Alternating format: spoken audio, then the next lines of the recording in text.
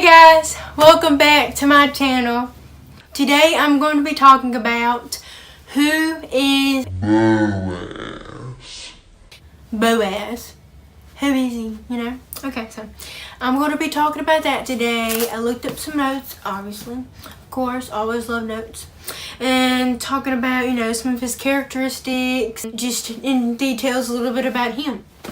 So, before we get into the video, if you like faith-related videos talking about people in the Bible, give this a like and comment down below any more people that you know in the Bible that you want me to talk about, and I'd love to study them out, say a little facts about them and what I know about them, and just make a video and do it for y'all. So I'm so glad that I'm doing this video because I love the story, but we're just talking about him today, so that's so exciting to me, and I hope y'all like it. So let's just get into the video.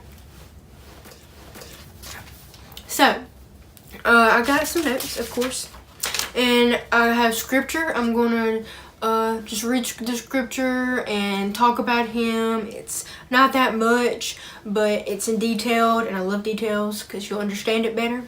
So, who is Boaz? Boaz is a man in the book of Ruth in the Bible. He is found 24 times, 2 times in Greek. He is the husband of Ruth. Ruth is his wife. He's defined as swiftness. It means strength is within him. Bo equals in him, and as equals strength. So Boaz. His parents are Rahab, Solomon, children Obed, and grandchildren Jesse. So he's also what we call our future husband. So it's like I've told people, I'm praying for my Boaz. I'm gonna get him one day. Just speak it into existence. I'm gonna get him my Boaz one day. Anyways, and sometimes they're like, Boaz. They're used to calling their Boaz future husband because it is your future husband. So Boaz is also known as future husband.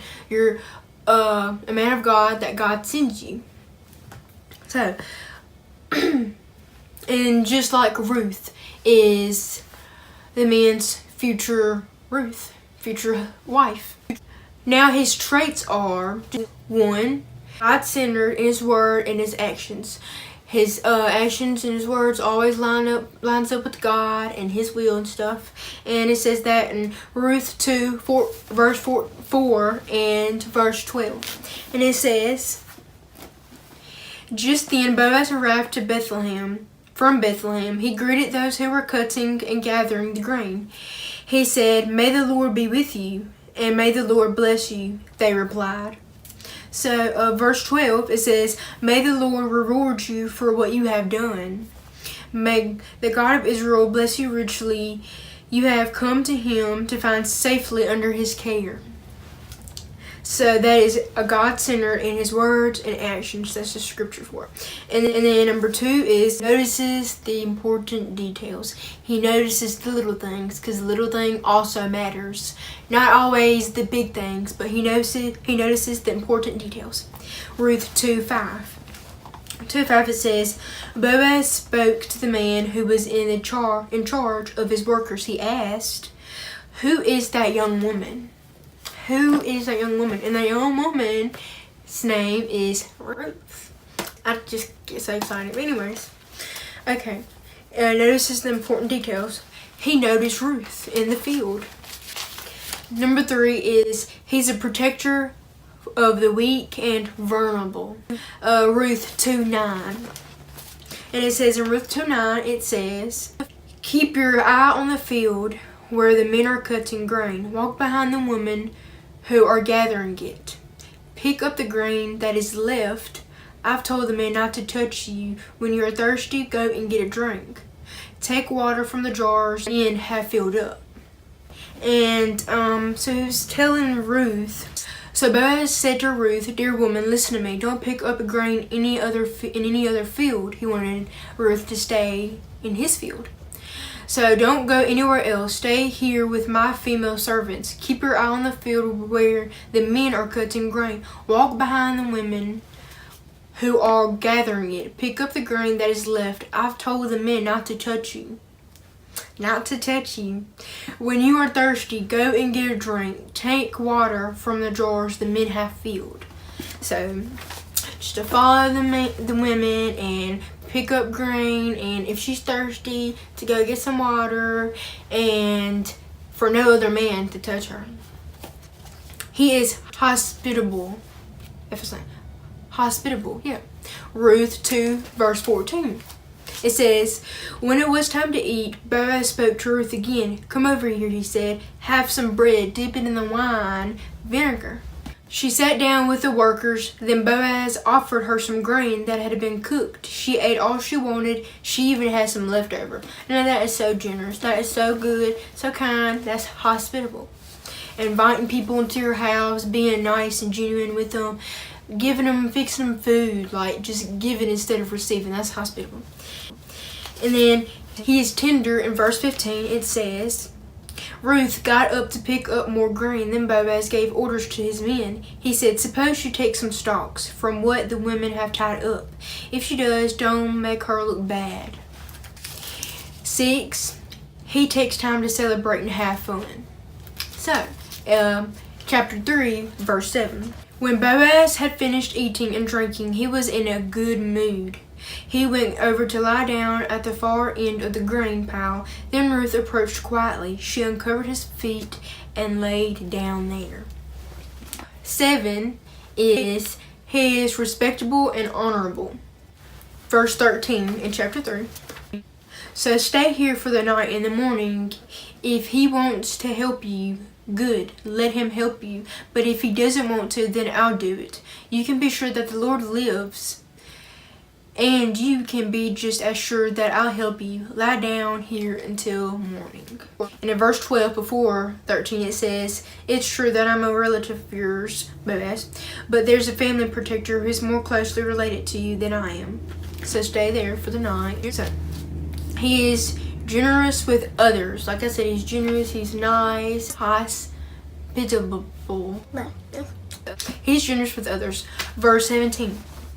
In verse 17 it says, she said, he gave me all of this barely. He said, don't go back to your mother-in-law with your hands empty. And he is action-orientated. Verse 18 said, my daughter, sit down until you find out what happens. The man won't rest until he settles the whole matter today. And the last one, 10, is he does not shrug off his responsibilities. So you know how sometimes we have responsibilities and we need someone that has responsibilities, and he does them or she does them, and he doesn't shrug them off. He doesn't well, I'll just forget about that when it's your responsibility. And that is also sometimes why we need someone to hold us accountable to our responsibilities. So, verse 10 in chapter 3. Dear woman, may the Lord bless you, he replied. You are showing even more kindness now than you did earlier. You didn't run after the younger men, whether they were rich or poor, like falling at their feet, going to other men who's poor. She wasn't really looking for that. She was just going with Naomi and helping her and doing works and stuff. So, verse 10. And so that's all the traits I got from him that it says in the Bible, and it explains it and everything, and read the verses. And if you want to go back and read this for yourself, the whole chapter is good. Ruth goes to Boaz at the threshing floor, and chapter 4 is good. And chapter 4 talks about Boaz gets married to Ruth. And it talks about all their story, and it's just so good. I love it, and it's the best love story. That's what they said in the Bible, and I love it. Okay, we go over it. God centered in his words and actions. Notices the important details. He is a protector of the weak and vulnerable. He is hospitable. He is tender. He takes time to celebrate and have fun. He is respectable and honorable, and he is generous with others. He is action orientated, and he does not shrug off his responsibilities. So as you can tell from what I read and what the traits I said, and I only have 10 of them, but I mean, I'm sure there's plenty more. But from what I read and what I dug into, it was good. I loved it, and I hope y'all understood. And if you want to learn more about him and like study it out your way, how you study it out and how you enjoy and like it, then it's just in Ruth chapter 3 and 4, or you can just read the whole book of Ruth, because it's not long at all. It's 4 chapters, and that's not long. I mean, you can study this out and understand it and love it, because I mean, I really like it. So I know this was probably a short video, but I wanted it to be simple and to the point, to have you can get a mindset of who he is and what he's like and how he treated Ruth in the field and what he told her, and you know, how hospitable he was, and, you know, genuine and God-centered. But anyways, I hope y'all enjoyed this video and hope y'all understood. And like I said, make sure y'all go back and just read it for yourselves and dig more into it and study it out your way and just get into it, because it is good and I like it. And if, like I said, make sure to comment any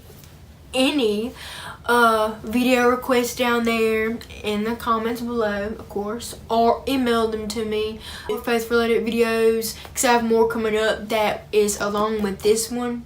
But today is just awesome, and I hope you're having a blessed morning, day, or night whenever you're watching this.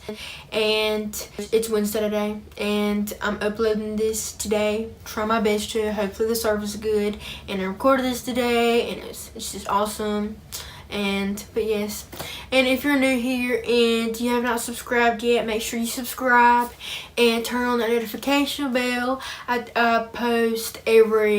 upload every Monday, Wednesday, and Friday, and Wednesdays are always for faith videos, because I love faith videos, and they can be for Mondays and Fridays, but Mondays and Fridays are just other videos like beauty, lifestyle, you know, just about me and God and his word. So if you subscribe and turn on the notification bell, you'll stay tuned with more of my upcoming videos, more faith videos, cleaning videos, lifestyle, beauty, vlogs, because I love vlogs. And yes, but I hope you have a blessed, tremendous, wonderful day.